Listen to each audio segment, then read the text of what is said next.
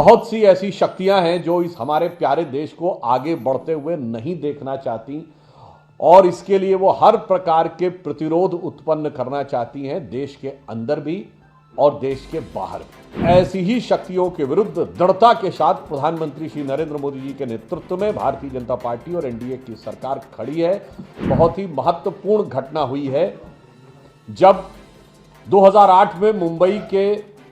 खौफनाक आतंकवादी हमले, जिसे हम 26/11 के हमले के नाम से जानते हैं, उसके गुनहगार तहव्वुर राणा को अमेरिका की सुप्रीम कोर्ट ने भारत को वापस सौंपने का निर्णय लिया है। सुरक्षा बलों के वह लोग जिन्होंने अपनी जान गंवाई, उनके परिवारों के लिए यह बहुत ही संतुष्टि का विषय भी है। इससे पूर्व भी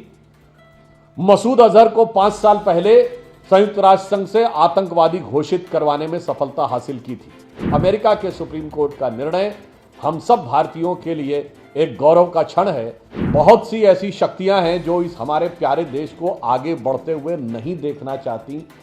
और इसके लिए वो हर प्रकार के प्रतिरोध उत्पन्न करना चाहती हैं, देश के अंदर भी और देश के बाहर भी।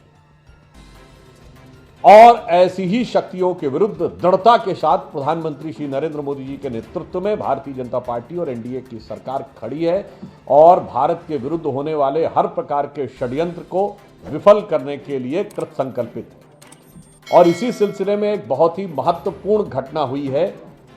जब 2008 में मुंबई के खौफनाक आतंकवादी हमले, जिसे हम 26/11 के हमले के नाम से जानते हैं, उसके गुनहगार तहव्वुर राणा को अमेरिका की सुप्रीम कोर्ट ने भारत को वापस सौंपने का निर्णय लिया है। निश्चित रूप से यह निर्णय हर भारतीय के लिए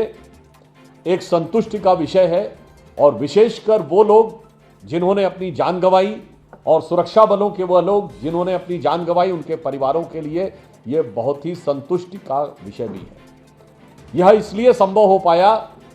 कि प्रधानमंत्री श्री नरेंद्र मोदी जी के नेतृत्व की सरकार की आतंकवाद के विरुद्ध लड़ने की दृढ़ इच्छा शक्ति